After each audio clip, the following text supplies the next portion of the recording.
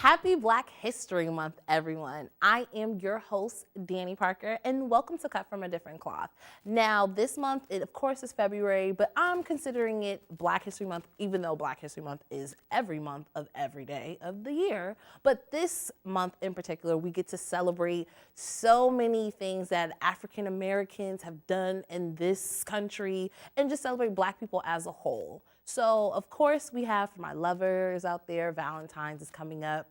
If you think that's your man or your woman and you want to get them something, make sure you get them something that's thoughtful, like basically saying, oh, here, I love you. I'm getting my mother some chocolate. She wanted the edible arrangement, but how my pockets is looking, I don't know, girl. But, I'm still going to celebrate my Valentine, of course. Now, with Black History Month, I have been doing like the Black History fact of the day. Like, I didn't do my fact yet, so you guys got to see on the Facebook Live post for Cut from a Different Cloth later on for that. Now, today's show, we're going to talk about Quincy Jones. Now, there was a lot of tea. I mean, oh my gosh, I could have had 2-3 cups, and I still wouldn't have had enough to hold the tea that he spilled.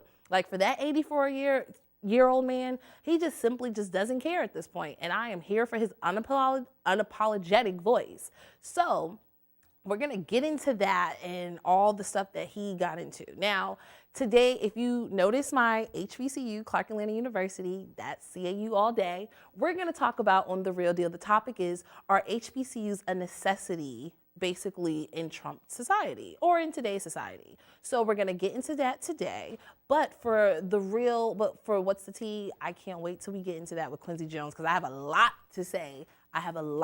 So we're gonna go, to a quick, we're gonna be right back. And then afterwards, we're gonna get into some of this tea, because I am glad it is Black History Month. I am glad Black Panther comes out. I can't wait to see that, because that was a movie for us and by us. And we're gonna talk a little bit about that foolishness that's surrounding that too. So of course, it's your girl, Danni P, where Wendy meets Oprah, and welcome to Cut from a Different Cloth. Happy Black History Month, everybody.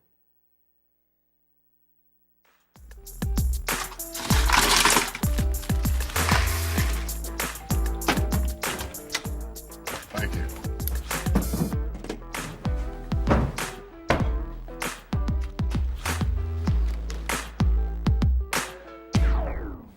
You got a king? Go fish! The smallest moments can have the biggest impact on a child's life. Take time to be a dad today.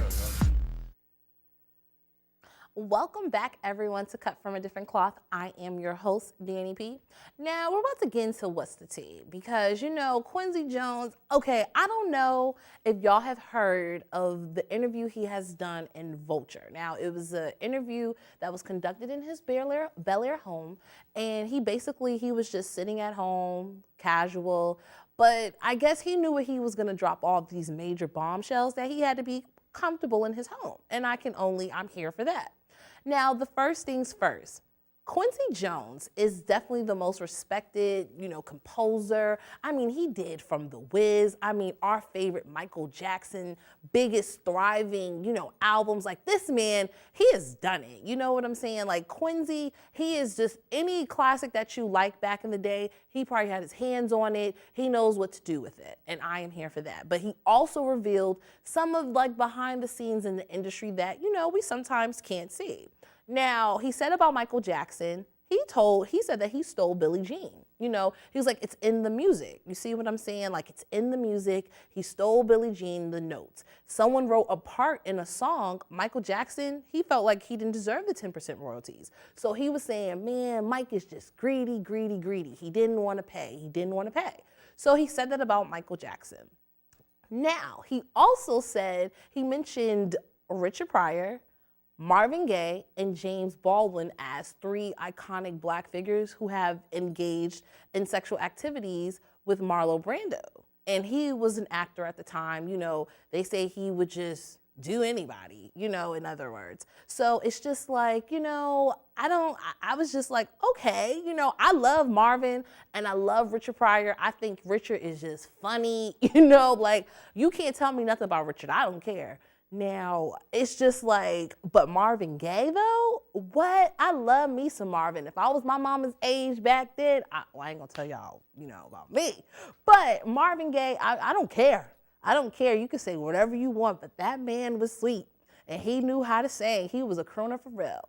But Quincy Jones, he even said with Rolling Stone, they they were the worst. They were the worst. They were basically, they were just horrible in music when they first started out. So this man was speaking his unapologetic truth, and I was just here for it, honey. I was just like, don't do that, Quincy. Like, no, why did you say that? It was just so many, my jaw was just dropping. I was just like, really? Like, the king of pop, like really, it was just so much he was spilling. And then people were just, even with him and Ray Charles, he really said Malcolm X sold them the drugs that they used to take back in the day. I'm like, what? What is going on? I'm like, Quincy, we all know that about Malcolm X. You feel me? We know about Malcolm's past, when he was, Malcolm Little, before he was Malcolm X, we put those things behind us.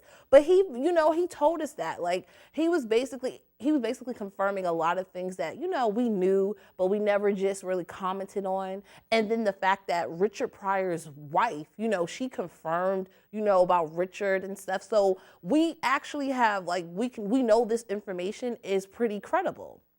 You see what I'm saying? It's pretty credible. It's just like, I'm just here for it. So I'm just like, oh, okay, basically I like the tea being spilled, because what's the tea? And I was just sipping like, I don't know. I was like, I don't know. But it was just like, okay, that's crazy. Now on Facebook, right?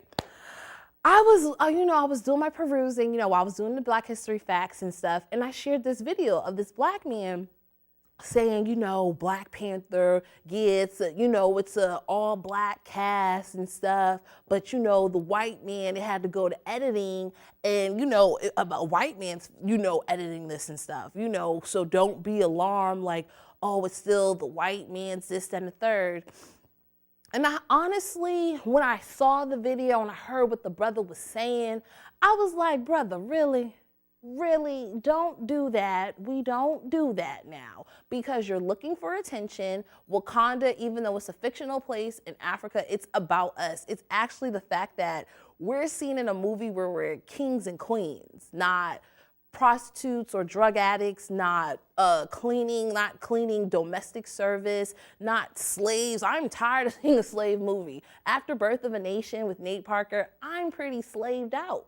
I'm just saying, sorry, I'm pretty slaved out. So now seeing a video, of kings and queens and of, black women just, I'm just here for it.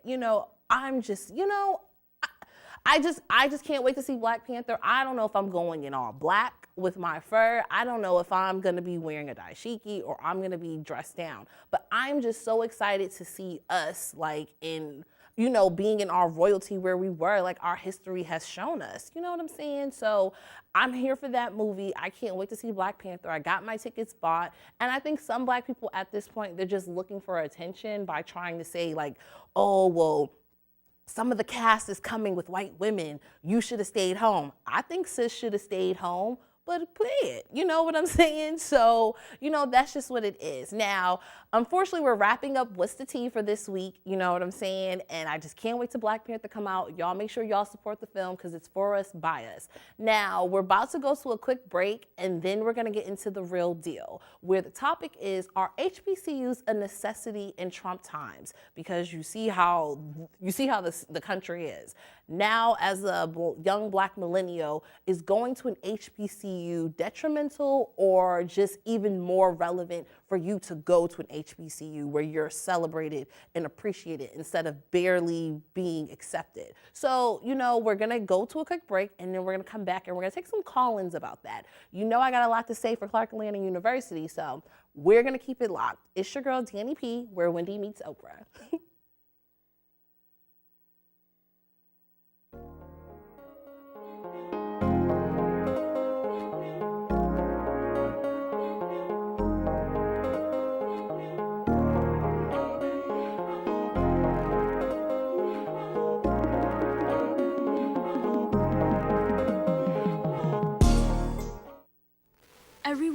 go, he makes people laugh and makes people smile, and I feel like I have that quality. He's the one who always takes me fishing. I watch golf with him. I watch him cook because when I grow up, I want to be a cook too. We have the same faces like this. Dad is the one, when you fall, that picks you up. That unconditional sense of presence and reassurance is really what makes him my father. Welcome back to Cut from a Different Cloth. I am your host, Danni Parker. Now, the real deal today is, are HBCUs a necessity in today's times with Trump era? Now, you see the hoodie, and don't get it twisted. That's been my school. I've been wanting to go here since I was 7 years old when I seen Jackie Reed doing this on the BET Nightly News, and I was looking up her information, and I was like, ooh, she went to Clark Atlanta University. I'm gonna go there. So then my mother decided, when I was a junior in high school, my mother paid for the Black College Tour. She told me, Danni, you better go and look at other schools besides CAU. Unfortunately, Mom, I lied then, and I knew I was going to CAU, so when I went to the school, I fell in love with the culture. It was just like I belonged there. So I applied, high school, all that. I knew I was going. Only me and my best friend, Nisi, we were the only two from, we had black friends. We went to a Brookline Public Schools. And we were the only ones from our friends that actually went to an HBCU. The other ones, they all went to school here in state. We were the only ones who went out of state, and we were the only ones who basically, we went out of state from our parents and went to HBCUs. We wanted to, at that time, Barack Obama became president, his first term. We were just all on some black movement then in high school, like having our fists raised, me and my girl, we just went to different HBCUs, unfortunately. Now, I knew I was going to Clark Atlanta University, and when I went, that's where I can honestly say I grew into becoming a woman. Like, I left Boston in 2009 as a teenage girl, who was just so used to inclusion, diversity. So then when I went to an all-black college, and a historically black college with two oldest institutions that formed in 1989 to become CAU. I'm sorry, I'm not in first year seminar no more, so I don't have to say that. But when you come to an HBCU and have the experience of seeing faces that look like yours and seeing the instructor or professor, and I got spoiled. Like, if you went to school in the AUC, you're spoiled. You're spoiled because your professors, they have masters, they have doctors. Like, I probably had maybe on one hand just professors. I mean, I had doctors, so I'm calling doctor. So it was a difference, it was basically like, wow, I really just went to this black college. I had a culture shock. I'm used to seeing Asian, Middle Easterners. It's just crazy. It's just I'm used to that. So I was just in complete shock when I saw that, I was going to a school where it looked like me, but I was glad for that, because with the experience, seeing how black people, it was magical. It was I felt like I belonged. I got to learn about my history. It was just crazy. And now I want to put this out there. With HBCUs, it doesn't mean it's just black students only and no whites, no, if you're not black, you can't go. No, that's not it, because there has definitely been, while I was in my tenure at Clark Atlanta University, there were white students who have gone, there were Vietnamese students who have gone, there were, Mexican students who have gone. It's inclusion. Black people are about inclusion, if you didn't know that. African American people are about inclusions. You see what I'm saying? CAU is find a way or make one. And that statement is not have been so real in my life. Literally, I just basically find a way or make one. I always think of my motto, CAU, find a way or make one. Anything in my life, Danny, you gotta find a way or make one. If they're not giving it to you, you gotta create it. If you can't get in that lane, you gotta be creating your own lane. CAU gives that mentality for find a way or make one, or culture for service. And it's just when you learn that, it's it gets into your spirit and embodies you. Seeing so many people, I have been a part of a lot of productions and stuff where it's student ran, and we pulled off homecoming concerts and stuff. I mean, amazing things that I never thought I could do. And then leaving Boston, I was Minister Parker's daughter, or I was Eb's sister. When I was there, I had my own identity. That's when I was Danny, honey. And it's I'm Danni. So it's just like CAU gave me that platform to be myself. CAU gave me that platform to see who I was and see that, you know, my education system in Boston, I won't say it failed me, but I will say that it didn't give me the chance to really learn about my history besides, slavery, where they're saying now slavery didn't happen. Africans came over here as indentured servants. I remember in textbooks, it was blatantly saying about the Atlantic slave trade and that black people, you know, we came over here as slaves. So with our history being rewritten now and stuff, it is a crazy time, and especially in chump times. Like, our president is, like, seriously, he's a racist. So if I had President Trump during my tenure, I would be probably really fighting. I probably would have an afro right now and just really be fighting the power and trying to march and stuff, because this is a bully in office. Now, I had Barack Obama, thank God. I had Barry in office. So it was just like, I felt good to be black. I felt really good where it was just like, okay, Barry, you know, I have a black president in my time. I go to an HBCU. I'm coming into my own. I'm just really doing this. I'm really learning. I'm just here for this. I'm learning who I am as a black woman. I'm learning who black men are, getting to appreciate a black person. You know what I'm saying? Just really doing a lot. And I really feel like the necessity of black people, black young millennials in this country, they need to basically know, you know, about where they come from. You know, like, even though we were the Africans, I heard this joke before, I didn't say it, but we were the Africans that, you know, we got caught, we couldn't run fast enough. But we came to this country despite our problems, and we found a way, or made one, you know, to make it ours, to build the White House that a racist lives in, where we couldn't live in, where we got to see in my lifetime a black president while I was at a black school at HBCU. Like, a lot of people who are important political figures, they started out in HBCUs. Like, let's not get that twisted either. Like, even Ben Carson, honey, even though that's just skin folk and not kinfolk, he still went to Morehouse. You see what I'm saying? Like, he can have all the lettermen in the world, but undergrad, he went to Morehouse. Like, there's so many people. Oprah, she went to Southern University. There's so many people that are, like, important in our community that is just like, they all went to an HBCU at one point in time. You know what I'm saying? Like, that's why I'm like, CAU for me, it would always just be like home to me. That is my second home, because, well, you know what? We're gonna get back to that. We have the caller on the phone. Okay, I'm sorry. So, caller on the phone, what is your name and where are you from? Hi, this is Narissa from Boston. Hi, Narissa. Hi, Danni. Hi. So, okay, the question of the week is, do you feel that HBCUs are a necessity in Trump era? Yes, it most definitely is. I myself went to an HBCU, St. Aug in North Carolina, in Raleigh. Me coming from suburban, like, high school, me going to a HBCU taught me so much about my own culture that I didn't know. I learned things that wasn't taught to me in high school. So I think it's very important as far as learning about yourself and being very aware. That is definitely true. Now, when you were at St. Augustine's, St. Aug, did you have professors like that, like you said you went to a suburban high school, did you have professors that looked like you? Or did you have, like, professors that were still, like, white professors? I had professors that looked like me, but we did have a few Caucasian professors, but mostly it was African American.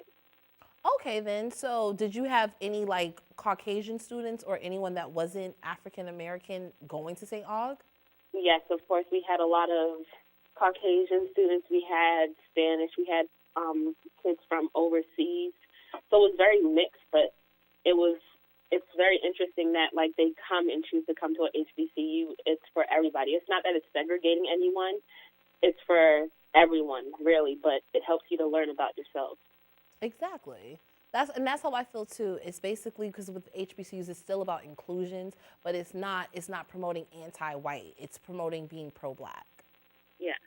So, okay. So that's what I wanted to know, because I know they're a necessity, but I just wanted to get that out because so many people with today's society and this president that's racist, it's just like, how could you feel so comfortable going to a school that barely tolerates you, and let alone accept you. So that's what I want to know for young millennials. Was it, Yeah, and not only that, it's important that we see teachers that can relate to us, because you see so many problems of kids that don't have anyone to represent them in the school system, and they're getting talked down to or told negative things about themselves. So it's important to see other people of the same race that are in a better position are teaching you and encouraging you, so you have something to look up to of how you want to be when you get older and pursue your careers. These are professional teachers that have multiple businesses. Not only are they teachers, and they help you in other ways. Okay.